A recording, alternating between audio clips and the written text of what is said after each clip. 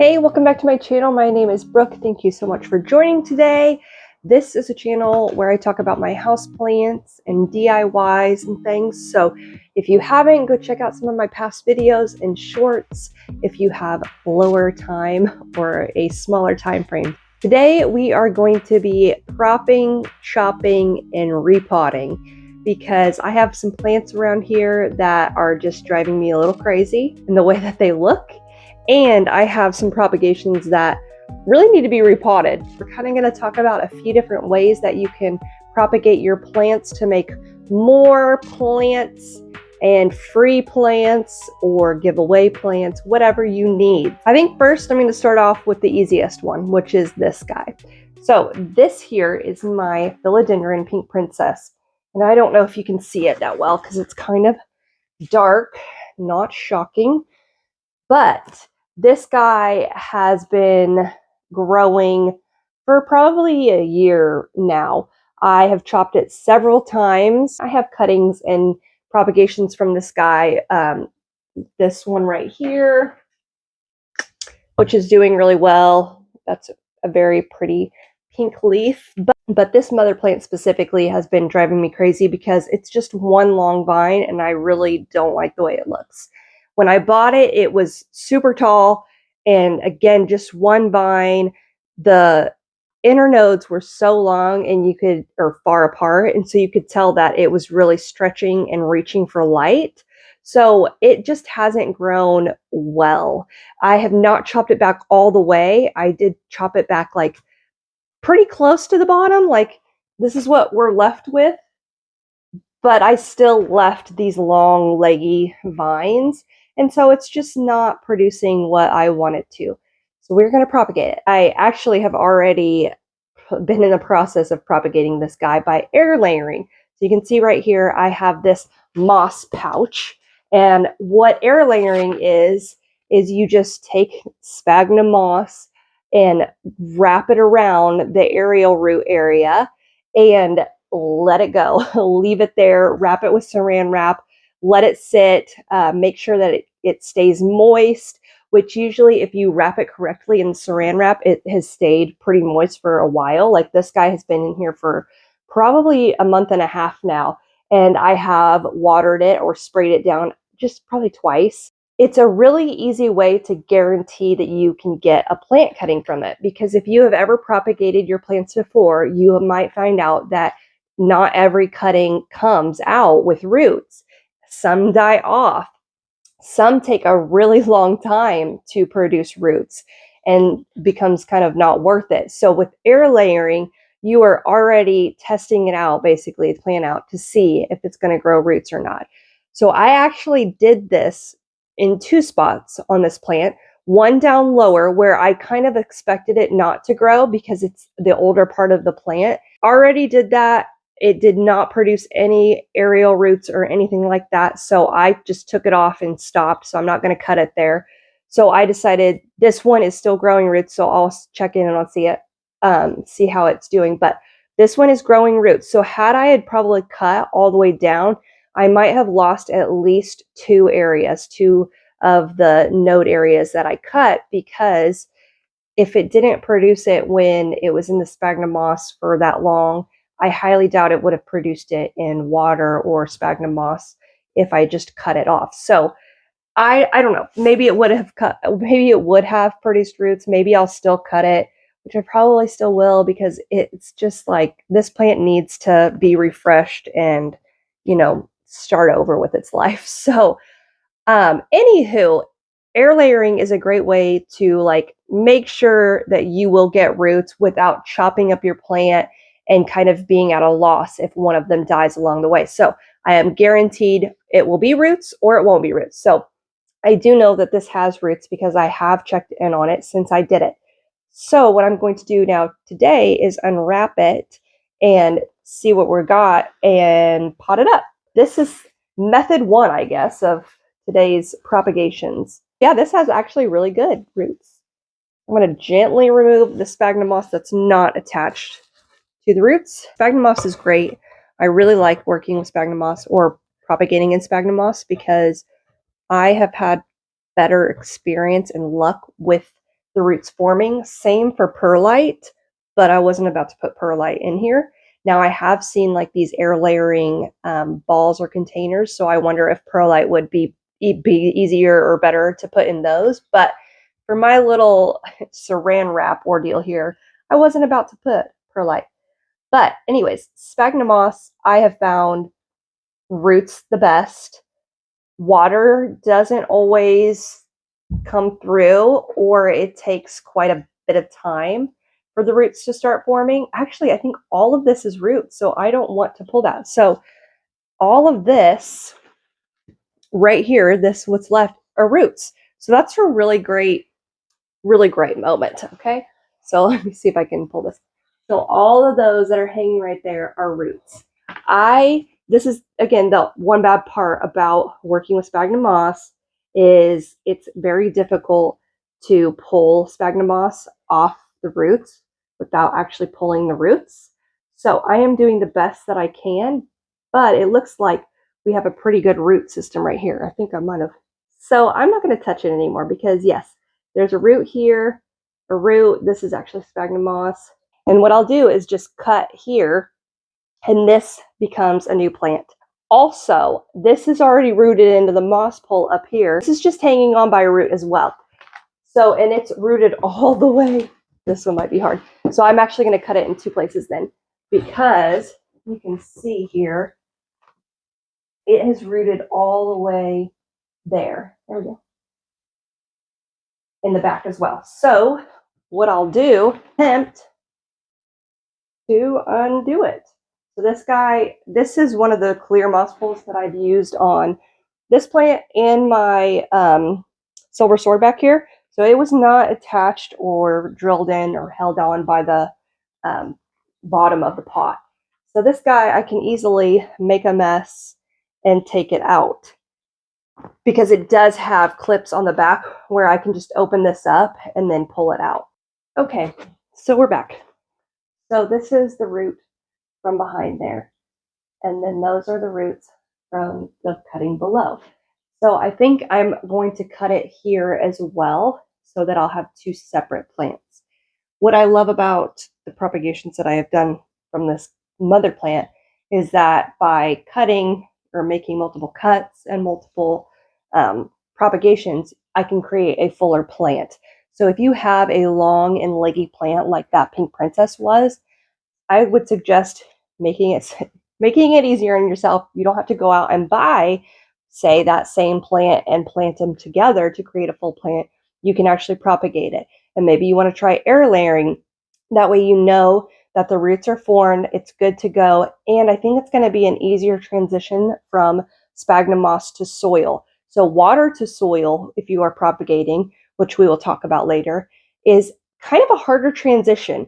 So the plant that has been propagating in water is so used to being moist constantly that once you put it in soil for a certain period, you kind of have to overwater it, I would say. You have to continuously water it more often than you would, say, the mother plant, because the plant is just so used to being watered all the time. So with the sphagnum moss, I didn't keep this like extremely moist or anything like that.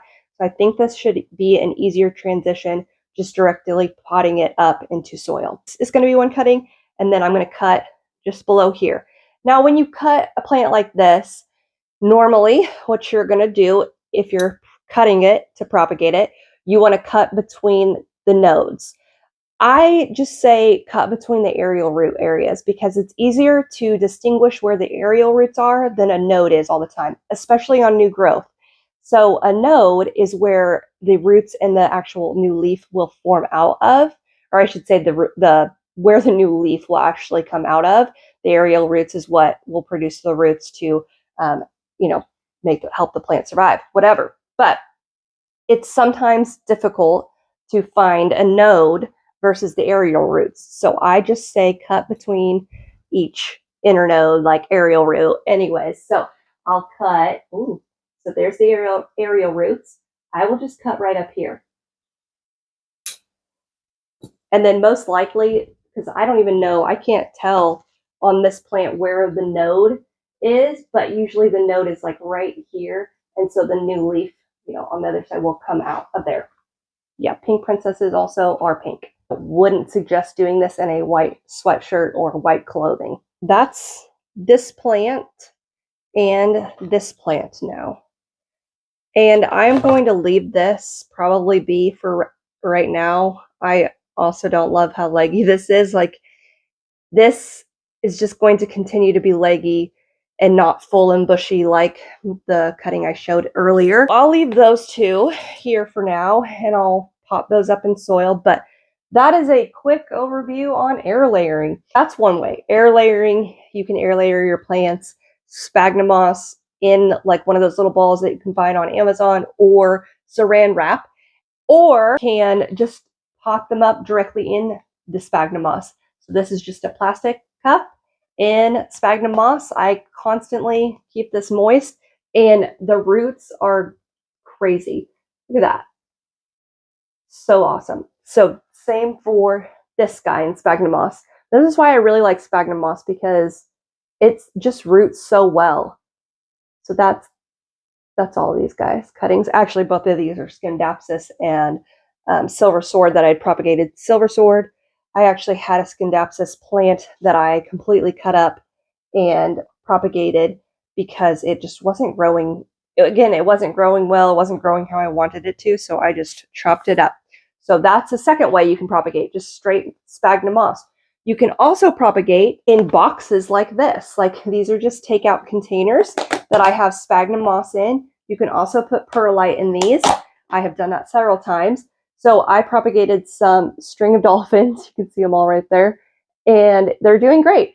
And this is just an extra layer of humidity. I would suggest just getting a little takeout container or keeping a takeout container and doing that. I missed this like, I don't know, every month maybe, because it, again, stays pretty high humidity in here. Now, once they get to be a certain size, you will need to take the lid off. But I couldn't do that for these because they're too large leaves. You can do it if it's a wet stick propagation. So a wet stick is just taking, say you have a plant that does not have any leaves, but you see aerial roots and a node. You can cut between those. So I'll use this as an example. Actually, I'll use this guy as an example. So say this didn't have leaves, but it did have these aerial roots right here, and you knew there was like a node. So you can actually cut here and here, saving those aerial root areas, and put this inside a container like this with sphagnum moss or perlite, and make sure to put the cover on it, and actually propagate off of that. I have done that many times too. I actually have a pink princess cutting where I've done that, and I'll show you. This pink princess cutting right here, which you will see that it's not pink, is actually off of a wet stick. So all of those leaves are brand new from one stick. I don't know if I can get it out because this has been in here for, honestly, probably 5 months growing in the sphagnum moss, or not, or more. I mean, so I really kind of don't want to move it, but it's been doing very well in here. Yeah, I can't even see it on the bottom. I can see all the roots though. Anyways, so eventually they will start pushing out little leaves from that node, and you will get a bushy little plant like this. Yes, it does take a much longer time than if you were to have a leaf already, or, a leaf already, but it still can produce a plant. Not every wet stick is going to be prosperous, I would say, because I have tried wet stick on many other plants. I've done a pothos enjoy, and it actually has propagated new plants from it, a golden pothos before, but some of those wet sticks did die. You can take your chance on that, but if you have an inexpensive plant that you don't want to just toss out and you're a little nervous and it doesn't have any new leaves coming out, you can try to, wet stick propagate, or do the wet stick propagation method. But yeah, this guy has done really well. I just keep him in the sphagnum moss because he enjoys it, and he is pushing out new leaves like crazy. You can do a wet stick propagation method with sphagnum moss or perlite. And then I don't have any perlite propagations right now. I don't know why, I just don't. But I have used perlite in the past, and it's produced really thick root systems, which is awesome. So I would say Sphagnum moss and water create the longest root system, and in my experience, and perlite to me creates the thickest root system. This is a white knight, and it's doing exactly what my pink princess is doing, growing leggy and lanky. However, this one is under a grow light, so I don't know why. They are a lot closer together, but it's just not a full plant. I really want it to be a full plant. So I'm going to air layer it, or am I? Or am I just not, am I just going to cut it back? I'm kind of sick of dealing with it. So actually, I'm just going to chop it. We're just going to chop this one, and I'll put it in the sphagnum moss because it's here and I have it. So we'll do that. Now I'm going to propagate this in several places because I just seriously don't like how this is growing. This is one of those plants that I could get rid of and probably not be upset about it. It's not doing anything spectacular by any means, and I'm just kind of over it. So I purchased it because it did have like a little bit of white here, and I got excited about it. And then of course, like every leaf after that is just green. I'm going to cut it here, here, and here. We'll see. Okay. And I think these are going to probably be, yep, pink like the pink princess. So beware of dye, of like, you know, not ink, but of sap, whatever you want to call it. So I'm going to let them sit here. And I like, when I cut, like propagate plants like this and cut them, I like them to air out like an hour, because I think if you just stick it into water or soil, what I have found is like it just creates rot and I lose the cutting. Just like to let them sit like a cacti. If you are doing that, I would let it sit out for like a couple days to callus over and then pot it up in whatever you're propagating in. But okay, so this is this guy. And I'm just going to stick him back under my grow light and see what he does. It actually is a fast grower. There is nothing wrong with how quickly it's growing. It's just what it looks like is bothering me. Oh no! These are all propagating in water, and I just spilled it all. So cool. That's a later me problem, as my husband likes to say. Water, of course. You can just stick cuttings, cut them the same between the nodes or aerial roots, and stick them in water. I would use filtered water and change it out whenever you remember it, because I'll be honest, I don't remember to change it out every week. Like everybody says, change it out every week. I don't always do that because my brain doesn't remember that. But you can also split your plants. So some plants you cannot propagate the way that you can propagate philodendron, pothos, monstera. You have plants like a ZZ plant where you can propagate it off of the leaves. So I have that example. Where did that go? I have these ZZ leaves in here, and they have already, it took this 3 months to grow roots and a rhizome, but it's already growing in there. Maybe I'll show a different image of it. But you can see that little ball down at the bottom of the leaf right there. Those are all new roots and a rhizome. So that's just a leaf, single leaf off of a ZZ plant. So you can propagate it that way. You can also take a bottom stem cutting, or you can split it. So if you unpack the soil, or if you undo the soil, you can find the rhizomes just like this, those little balls, and you can actually split the plant in that area and it will start to grow. You can also take those little things and pot them up into soil. It's the same thing for alocasia. They have them as well. You can pot those up and they will start a new plant. That's the same, or that's how you can also split the plant again. So an alocasia, a ZZ plant, calathea don't have the rhizomes, but you can split them. Trying to think of what other plants. Snake plants, you can cut the leaves all the way off, or in sections. You can just chop it all up and pot those, and they will start to grow new plants eventually. Or you can split that plant. So that's splitting plants is a little bit different. And I don't have a lot of plants that I can split like that. Most plants that I own are philodendron or pothos, and you can chop those up all the same. Same thing with syngonium. You can chop the syngonium up in the aerial root area and it will grow. You can plant it and it will grow. Hoya you can also cut between the nodes. A lot of plants that I have aerial roots and are easy to propagate. Again, I don't have too many where you can't do that. Cacti, you can cut them like the petals off. You can just chop them up. Those are the methods that I know is the air layering or that I use. Air layering or just sphagnum moss, perlite, water. I've never tried fluval or whatever that is. I have never tried leca. I have not tried stratum, whatever that is. Like it's something like fluval. Never tried any of those. I just kind of stick to the basics because that is what has worked for me and is what is easiest to find near me.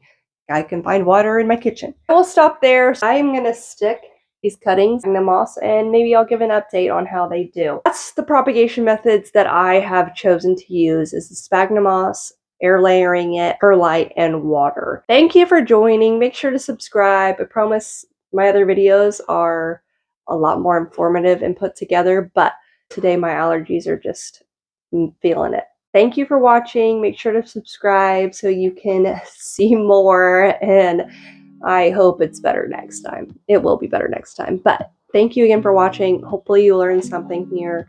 Let me know in the comments what you prefer to propagate with. We'll see you next time.